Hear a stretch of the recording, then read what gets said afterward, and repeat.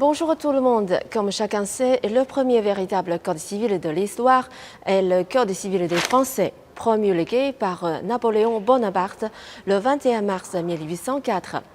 Napoléon, très fier de sa création, affirma même « Ma vraie gloire n'est pas d'avoir gagné tant de batailles, ce que rien n'effacera, ce qui vivra éternellement, c'est mon code civil ». Depuis, nombreux sont les pays qui ont mis en vigueur leur propre code civil et presque tous se sont inspirés d'une manière ou d'une autre du fameux Code Napoléon des Français. Le 26 mai 2020, un projet de code civil a officiellement été soumis à examen lors des 2 sessions, le grand rendez-vous parlementaire chinois. La Chine va donc désormais elle aussi avoir son code civil. L'élaboration du code civil chinois n'a pas été une tâche simple. Après l'établissement de la République populaire de Chine en 1949, le pays a tenté d'élaborer un droit civil, respectivement en 1954, 1962, 1979 et 2001. Mais les temps n'étaient pas mûrs et ces projets ont chaque fois été abandonnés pour diverses raisons. Le territoire de la Chine est gigantesque, sa population très vaste, le tissu social complexe. Avant d'établir une nouvelle législation, il fallait donc s'assurer qu'elle soit conforme aux évolutions de la société chinoise.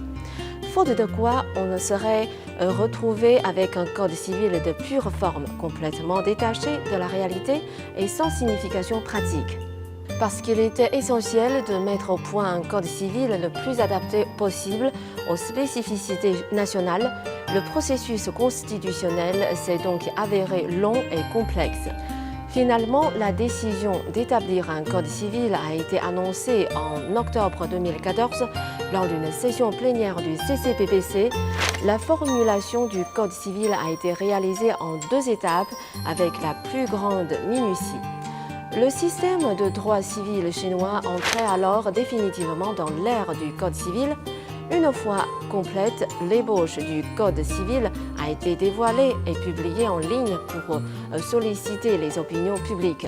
Un total de 13 718 personnes ont soumis 114 574 recommandations, ce qui montre à quel point le processus était ouvert et participatif. Le Code civil chinois est divisé en 7 parties. Il est composé de 84 chapitres et 1260 articles. Propriété et contrat, droit de la personne, mariage et famille, héritage, responsabilité civile. Presque toutes les activités civiles seront désormais couvertes par le Code civil. Et s'agissant des gens ordinaires tels que vous et moi, quelles sont les questions qui se posent à propos de ce nouveau Code civil chinois? 哎，你好，请问一下，您对民法典有什么问题想了解吗？到底什么是民法典？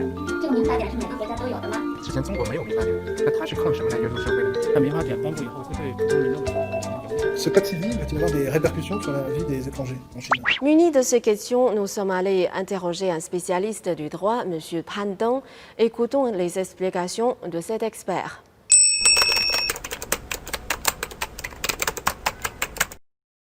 民法呢，是指的对平等主体之间的财产关系和人身关系进行规范的这一类法律。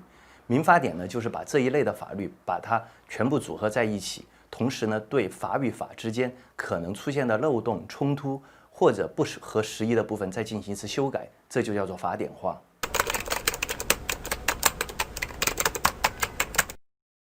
并非每一个国家都有自己的民法典，甚至于也不是每一个国家都有自己的民法。 世界上的国家大概可以分为大陆法系和英美法系。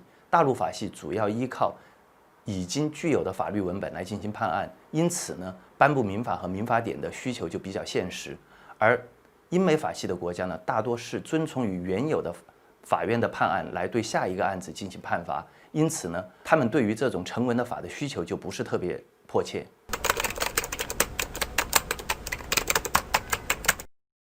中国的法律体系到2011年就已经基本形成了，在民事领域，主要是有一个民法通则作为统领，在这个之下呢，有一系列的民事方面的法律和法规，在这种体系下头，与老百姓日常生活密切相关的各个法律都已经比较健全了，不会存在无法可依的状况。而这一次的法典化，只不过是将原来的法律进行了重新的系统和梳理，既注意到了与原来法律的延续性和稳定性，同时呢，也注意到了将它更多的体系化。 以及为未来的社会生活提供前瞻性和空间。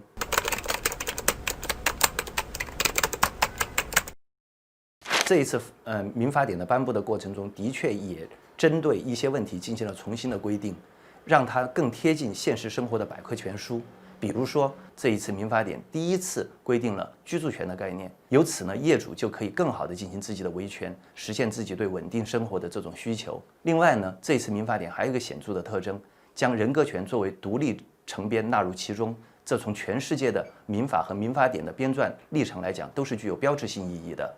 另外呢，我们知道这些年，网络和互联网日益进入到中国居民的日常生活当中。于此呢，关于隐私和个人信息保护呢，也成为了很重要的需求。这一次法律明确地规定了隐私权和个人信息保护权。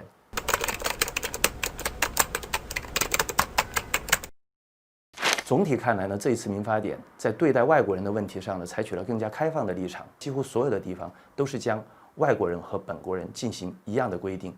这部法律它规定不再以国籍来作为法律实施对象的区别，而是去看这个民事法律关系是不是发生在中国。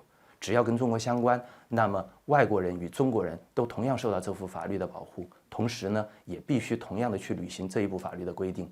Comme l'a mentionné notre expert Pandong, nous sommes entrés de plein pied dans le 21e siècle à l'ère d'Internet, du cyberespace et des réseaux sociaux.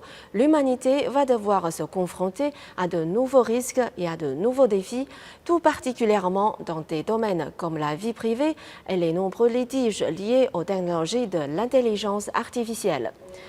L'espoir est donc que ce nouveau code civil chinois entame un travail précurseur dans tous ces domaines et ouvre la voie à des réformes positives. Si l'on se souvient du code civil français de 1804 comme l'un des symboles du 19e siècle romantique, du code civil allemand comme l'un des monuments législatifs de la société industrielle du 20e siècle, le nouveau code civil chinois laissera peut-être son empreinte comme l'un des codes juridiques emblématiques du 21e siècle. Merci à tous d'avoir regardé cette émission. À la prochaine.